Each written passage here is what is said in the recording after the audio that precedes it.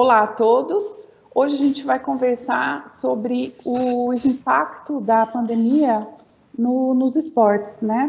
Os vários impactos da pandemia nos esportes com o professor Leandro Mazei.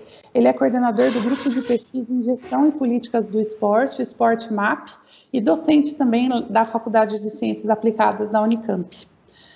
Professor, obrigada pela entrevista e já começo com a primeira pergunta, então, que é sobre essa pressão, né, que está havendo, inclusive por parte do governo, em cima da CBF, enfim, em cima dos clubes, para retomar o futebol, né? A gente tem condições de fazer isso no Brasil, professor? E quais são as suas observações aí sobre isso? Então, né, infelizmente a gente tem como o esporte ele é um fenômeno humano, né, um fenômeno social bem importante para nós, ele acaba entrando também em outras discussões que a nossa sociedade sofre, né, inclusive essa questão política envolvendo as possíveis consequências e soluções da pandemia e da Covid, né. E aí, infelizmente, tem uma pressão muito grande para o futebol voltar, por uma questão até seu impacto social, vamos dizer assim. E econômico, só que o que a gente tem o que a gente tem observado é que as pessoas estão com uma visão bem simplista, né, das consequências em voltar uma atividade esportiva, principalmente do futebol, porque você tem muitas pessoas envolvidas, né, num jogo. Você tem não são só 22 jogadores, né? Você tem os jogadores reserva, os treinadores, a equipe técnica, as pessoas que cuidam da logística, né? Desde transporte até roupa, a questão da higiene do vestiário, a questão da transmissão, né? As equipes de jornalismo e TV, a questão da arbitragem, a questão do atendimento de saúde, enfim, fora todas as famílias envolvidas com essas pessoas que participariam de uma partida oficial, né? Então você tem uma cadeia de envolvidos aí muito grande. E para que isso desse certo, você teria que ter um volume muito grande de testagem, uma higiene maior, um controle do distanciamento, desde os atletas até os envolvidos. E eu vejo hoje como o Brasil quase incapaz de fazer tudo isso, né? De tomar todas as medidas necessárias para que a segurança, tanto dos atletas como dos envolvidos, seja assegurada, né? Seja possível. Uhum. E sem contar que você tem diferentes cenários nos diferentes estados brasileiros, né? Então, se você falar, vamos voltar ao Campeonato Paulista, considerando o estado de São Paulo, já é muito difícil. Se você fala, vamos fazer o Campeonato Brasileiro, considerando aí todos os estados, ou boa parte dos estados, né, que tem clubes de futebol na Série A e na Série B, fica mais complexo ainda, né? Sem contar o deslocamento de avião, ônibus, etc. e tal. Então, voltar ao futebol agora é uma atitude muito simplista para um problema extremamente complexo. Uhum. E a gente comentou que tem clubes aí brasileiros, como o Flamengo, parece que mesmo contrariando, né, as ordens de isolamento social, enfim, do estado do Rio de Janeiro, voltou a treinar. É isso mesmo, professor? E daí eu queria saber, se algum jogador se infectar, de quem que é a responsabilidade? Como que fica essa discussão? Sim, a gente tem algumas notícias ali, né, que traz o posicionamento do Flamengo no Rio de Janeiro, do Vasco também, do Internacional de Porto Alegre, do Grêmio de Porto Alegre também. Eu vejo Esses assim, são né, clubes ao mesmo que tempo estão que querendo voltar esses são clubes que estão querendo voltar às atividades, é isso? Isso. No Rio Grande do Sul, os clubes voltaram, né, com a permissão do Estado, no Rio de Janeiro, sem a permissão do Estado. Eu vejo assim, se um atleta, ao mesmo tempo que se um atleta se lesiona numa partida de futebol, né, num treino, o clube é responsável, se for comprovado que ele se contaminou ali num treino, o responsável vai ser o clube também. E a responsabilidade um pouco transcende só o atleta, né? Porque ele pode ser assintomático e transmitir o vírus mesmo assim para seus familiares, etc. Então, essa questão, a quase jurídica, né, digamos assim, ela está sendo passada em branco nas discussões, né? Se a Confederação Brasileira também obrigar ali os clubes a treinarem, ela está sendo responsável por isso, né? Os clubes, né? Infelizmente, teve uma declaração aí de um presidente que é do Internacional que falou que se o atleta não quiser jogar, ele que se demita, né? O que é incabível aí, né? Você está tratando de vidas, né? Não é só a questão. O atleta não é uma máquina, né? Não é um robô que É, vai mas ali, pronto, isso, jogou, tô mas isso livre. pode ser disputado até judicialmente, né, professor? Pelo próprio atleta, porque não é uma Sim, questão de escolha, é uma questão de saúde pública, né? sim, com certeza. Inclusive, né, no meio dessa crise toda, saiu aí uma notícia que o Corinthians foi processado por não pagar hora extra para um jogador durante domingo e os dias à noite, né, que é a lei trabalhista, né, que é vigente nisso. E óbvio que o atleta já faz um bom tempo que não é do clube, entrou com um processo trabalhista e ganhou, mas tem essa questão um pouco assim de nossa, o atleta só entrou agora, mas ao mesmo tempo mostra o quanto os clubes de futebol não estão atentos ali às legislações básicas da lei de trabalho, né? Da lei trabalhista, imagine da lei sanitária. Né? Acho que muita gente se posiciona aí com relação ao esporte e tal, mas infelizmente pouca gente sabe a realidade dos clubes, né?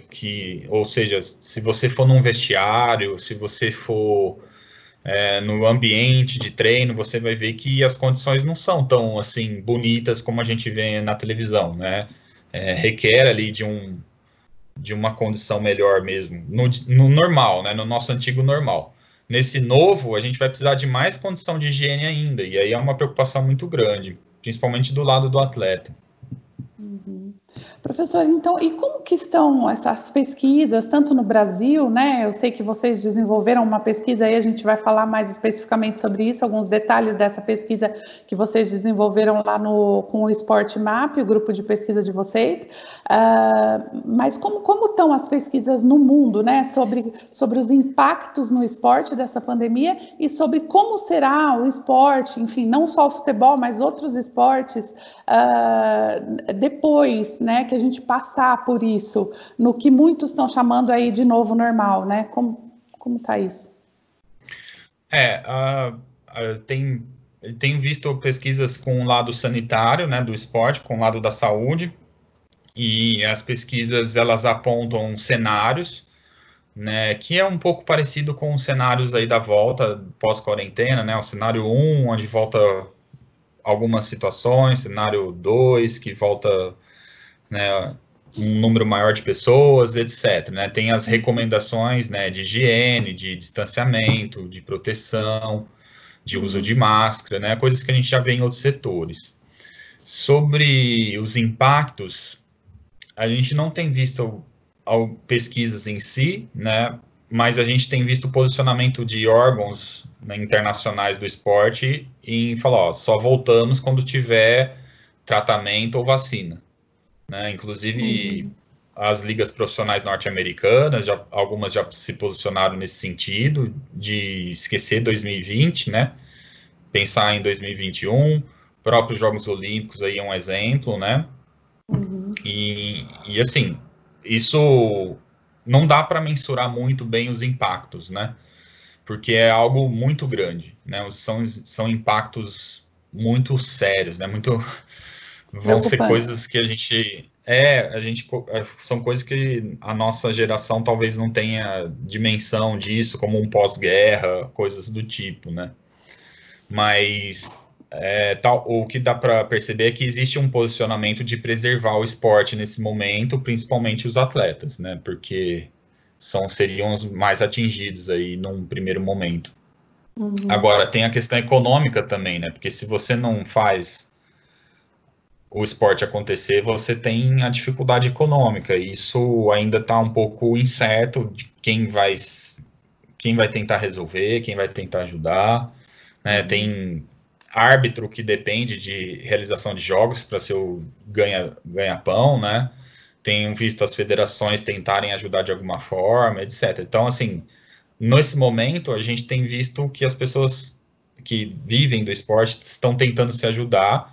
Não existe uma orientação única, mas existem iniciativas ali de solidariedade mesmo. Né? E o que vai ser necessário, né? Vai ser necessário esse tipo de ação. Mas você tem um outro lado também, que o impacto é muito forte, né?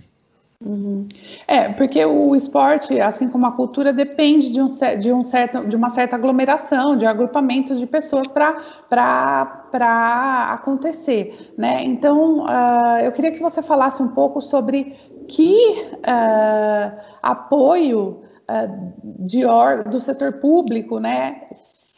O esporte está recebendo nesse momento, se está recebendo algum apoio, porque a gente sabe que na cultura a situação é muito complicada, porque, enfim, os artistas não estão recebendo nenhuma ajuda além daqueles R$600, que foi uma ajuda para todos, né, no Brasil, enfim, que veio aí da Câmara, né, que o governo acabou liberando. Mas nada para além disso. Então, como que está isso no Brasil? O setor público está ajudando? E como que está fora do Brasil? Você tem notícias de governos ajudando o setor esportivo fora do Brasil? Tenho algum contato com alguns colegas que moram fora, depende muito do país, né? Mas digamos que os países lá fora têm proporcionado que os atletas continuem suas atividades de forma mantendo alguma restrição, né? E permitindo que eles continuem treinando, né? Fazendo suas atividades, enfim. Não tenho notícias de um suporte econômico. Provavelmente, muitos atletas fora do país continuam recebendo seu salário, né, seu suporte, seu recurso econômico ali, né, seja estatal ou privado. No futebol, a gente sabe que muitos clubes lá fora renegociaram o salário, né, porcentagem, vocês não estão atuando, então vamos pagar X%. Aqui no Brasil, a gente já viu iniciativas parecidas, né, nos clubes de futebol também, de renegociar contratos temporariamente, né, nesse tempo que estão sem atividades. Então agora, isso está acontecendo no Brasil? Sim, renegociação de salário, sim. O Pelos que clubes. A gente tem preocupação, o que a gente tem preocupação são os outros esportes, né? São as outras modalidades, porque aí são casos diferentes, né, de bolsa atleta, nem chega a ser salário, né, não chega nem a ser contrato de trabalho. Tem clube que dispensou boa parte das equipes, e aí os atletas entram um pouco para buscar esse recurso aí que o governo tem, mas eu não sei como está isso, sinceramente, se eles conseguiram ou não. Tem clube que está conseguindo manter as equipes, etc e tal, mas digamos que vai precisar de mais ajuda, né? Digamos que vai precisar de um programa específico para essa área. Sim. Isso. Eu lembro que a gente fez uma entrevista 2 anos atrás, né, Cris, com relação ao esporte nesse novo governo, e eu tinha falado que, olha, se as leis se manterem, né, que eram 3 leis, a lei PIVA, a lei Bolsa Atleta e a lei de incentivo ao esporte.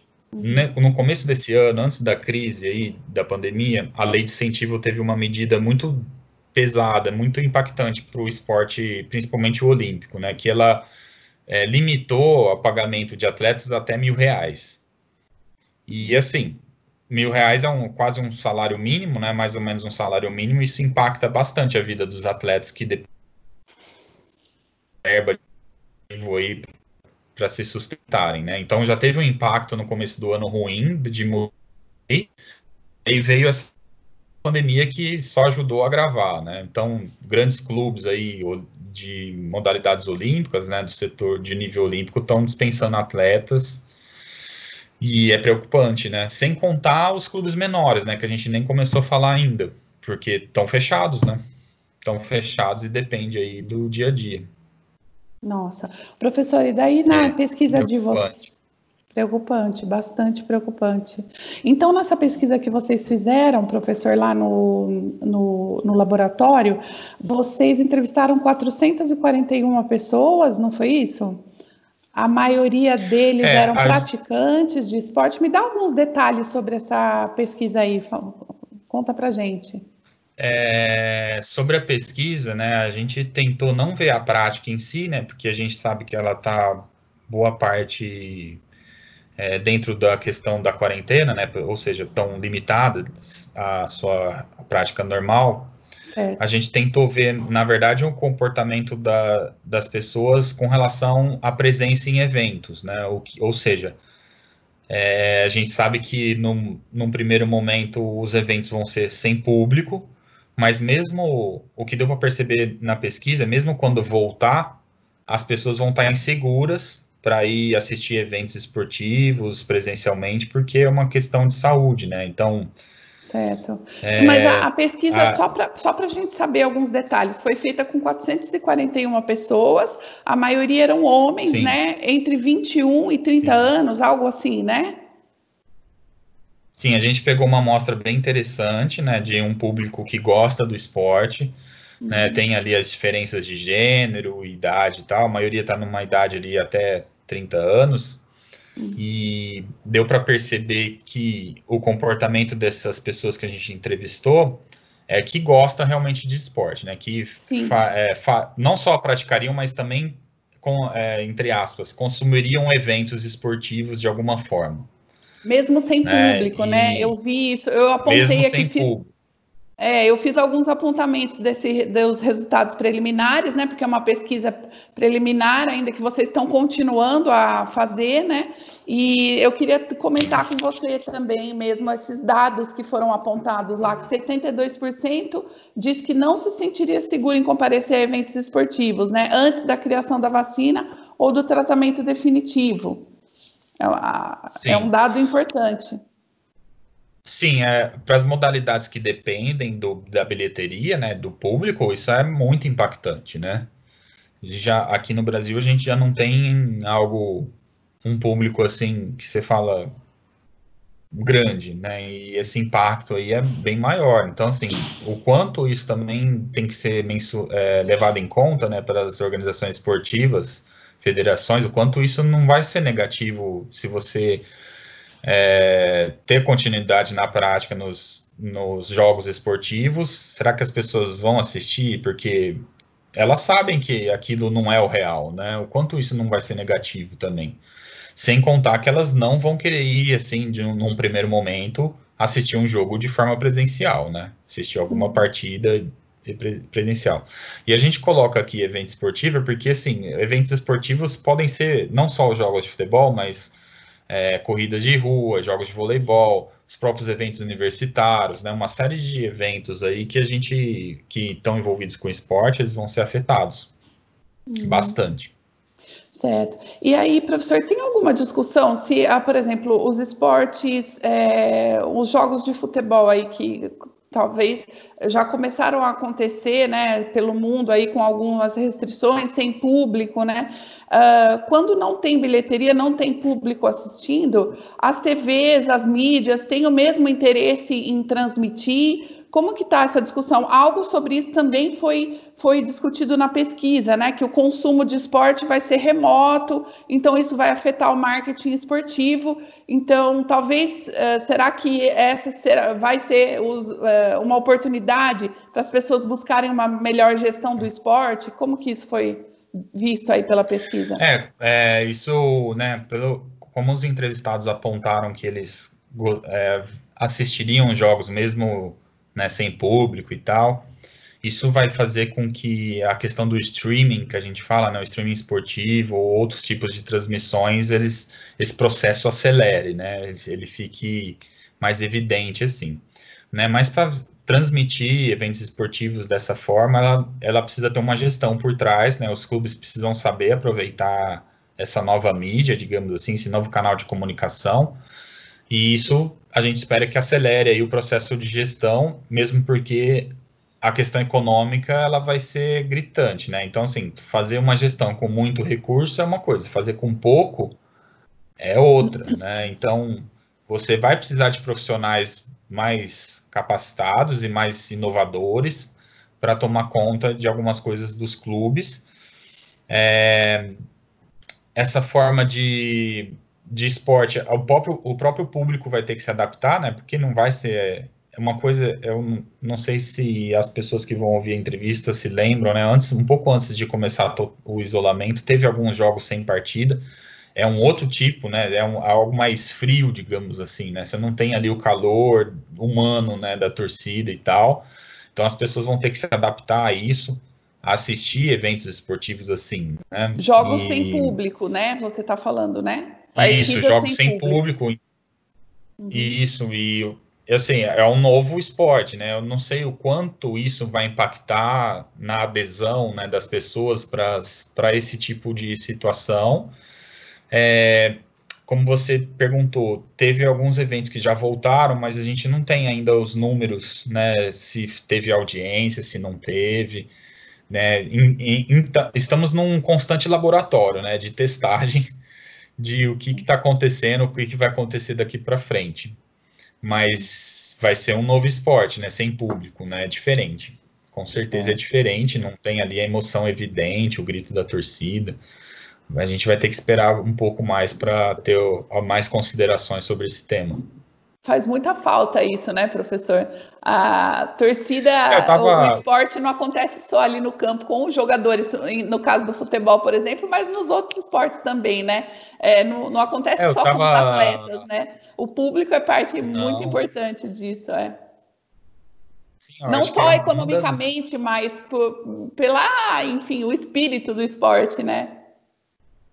É uma das mágicas do esporte, né? Que é toda a emoção envolvida. Por isso que o esporte atrai, né? Porque ele tem emoção. Eu estava tentando lembrar aqui, enquanto eu estava falando sobre a Fórmula 1, né? A Fórmula 1 era para ter começado em fevereiro e até agora sem perspectiva, né? Mesmo a Fórmula 1, que você depende ali do carro, tem torcida, né? Tem o público ali. Imagine você assistir uma corrida sem aquela arquibancada cheia, né? Que a gente vê na TV. Já é diferente, né? Já fica algo mais frio. Nossa. Então, vai ser um esporte aí diferente, né? Vai ter as opções de assistir de forma remota, mas vai ficar, na minha opinião, né? E acho que dos entrevistados também, vai, vai ficar faltando algo ali, né? Vai ficar faltando alguma coisa ali que as pessoas se atraíam para o esporte, que é a emoção, o público presente, etc. Certo. O professor, Tanto é que na maioria das pessoas que responderam, elas falam que vai impactar negativamente a crise e que os esportes, né, os eventos esportivos têm que continuar ali o quanto der parados, né, sem a realização nesse momento. Certo, Isso foi algo bastante significativo, né, da pesquisa, porque mostrou que a maioria das pessoas apoia, né, entende, pelo menos, a necessidade de isso ter esse momento, que é muito difícil para todo mundo, mas esse momento de parada, né, para até a gente ter algum tratamento efetivo ou uma vacina, né. E aí eu queria te perguntar, você tem notícia de algum clube, alguma instituição, algum desses grandes clubes que recebem muito dinheiro? Tem alguém investindo na vacina, professor? Tem alguém ajudando algum cientista, alguma instituição com dinheiro para se encontrar a vacina? Não deveria ser até um esforço coletivo também, inclusive dessas grandes clubes, esses grandes clubes, enfim, até as TVs, né, que ganham muito transmitindo o esporte. Se juntar para ter, enfim, colaborar para a descoberta aí da vacina financeiramente mesmo? Não tem conhecimento sobre esse tipo de ação, não. Talvez o UFC, né, uma liga aí profissional de lutas nos Estados Unidos, tenha avançado um pouco mais nos protocolos, né, para assegurar a realização dos seus eventos. Tem feito aí já umas 3 semanas seguidas os eventos deles, né, mas os atletas ficam isolados em hotéis, as equipes também, então eles têm tido ali alguns protocolos interessantes e com Quais certo são os sucesso, né, protocolos? protocolo é isolamento dos atletas em um lugar específico, né? Eles ficam concentrados no hotel, higiene, sem público, né? Então a gente tá vendo que existem as situações. Agora sim, testagem, vacina, etc., a gente não tem visto nenhum apoio direto, não. É mais para fazer eventos em segurança, né? E aí os protocolos são aqueles que a gente tem visto em outros segmentos.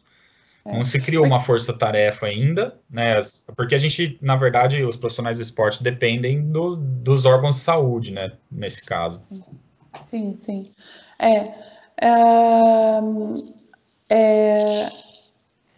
Enfim, eu estava pensando mais assim em investimento. Lógico que são os governos que têm que investir nas pesquisas científicas, né? Para a maior investimento tem que vir dos governos mesmo para dar apoio financeiro para que seja possível os cientistas fazerem pesquisas para encontrar as vacinas, né? Ou a vacina para o Covid, né? Mas é um problema que afeta todo mundo tanto, né, coletivamente, que, enfim, eu acabei pensando que todo mundo deveria, talvez, colaborar, né, para isso, até para esse esforço, né, de encontro de uma solução. Mas, enfim, o que as pessoas acabam fazendo...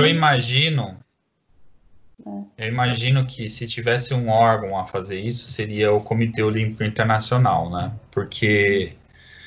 talvez ele tenha sido mais afetado aí em um curto prazo devido aos Jogos Olímpicos, mas eu já vi alguns especialistas falando que o impacto vai ser muito grande aí na realização dos Jogos, porque vai ter renegociação de contratos, de patrocínio, de recursos humanos, etc. Isso vai impactar bastante o Comitê Olímpico.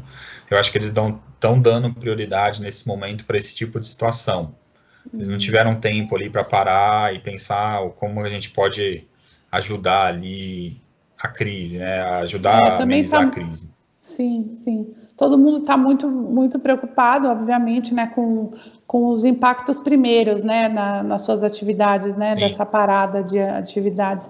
E o Comitê Olímpico Internacional é quem também organiza lá as Olimpíadas, né, que seriam no Japão nesse ano, e elas foram postergadas para 2021. Foi isso que aconteceu, né? Isso. E a pesquisa aponta que as pessoas também apoiaram esse movimento, né? Elas, na verdade, é uma informação ali que a gente colocou na pesquisa, né? A maioria das pessoas concordaram que foi no momento exato que eles cancelaram. Outra parte falou que até foi tarde, né? Um terço ali, mas um quarto, na verdade, dos entrevistados falou que foi tardiamente. Mas, no geral, as pessoas concordaram aí na prorrogação, na remarcação dos Jogos Olímpicos para 2021. Tá certo. Professor, então, você tem mais alguma coisa que você gostaria de apontar da pesquisa? Ou aonde essa pesquisa vai ficar disponível depois para acesso? A gente vai continuar ali tentando, né? Porque como as mudanças são frequentes nesse cenário, talvez a gente faça uma nova rodada de coleta de dados, né? Mas ela vai ficar disponível no canal de comunicação aí do grupo, que é o Facebook hoje. Né? A gente liberou isso ali através de um PowerPoint, né? Para os resultados prévios.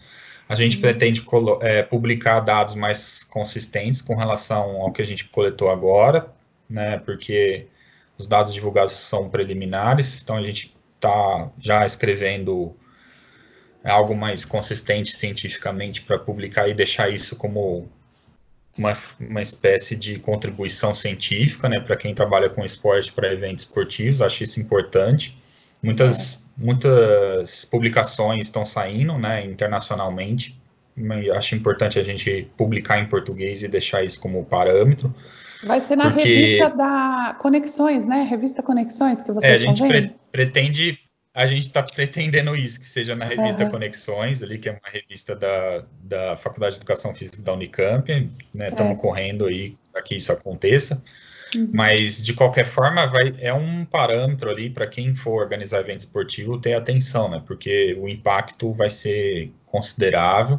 Talvez seja melhor esperar, né? Aguentar aí os impactos que para a saúde das pessoas envolvidas nos eventos. Mas, de qualquer forma, a gente pretende ficar isso, né, deixar ali disponível para as pessoas e coletar mais dados, né, para ver se vai ter alguma mudança de cenário aí nos próximos meses. Tá certo. Então, eu agradeço a entrevista, professor, e a gente já fica o convite aqui para a gente fazer uma outra entrevista depois, enfim, com a continuidade dessa pesquisa ou com qualquer outro assunto aí que apareça nesse tempo aí que a gente vai ficar em isolamento, em relação ao esporte, Tá né? bom, Qualquer eu que outro assunto agradeço. importante aí. Obrigada, viu, professor? Eu que agradeço e a gente está sempre disponível aí para. É um tema complexo, né? Não é um tema que a gente fica feliz de divulgar, porque a gente sabe que muita gente está sendo impactada com isso, muita gente preocupada, mas infelizmente é uma realidade e a gente tem que saber lidar com ela da melhor maneira possível aí. E é nosso papel aqui na Universidade Pública é trazer informação e conhecimento para as pessoas. Sim. Obrigada, professor.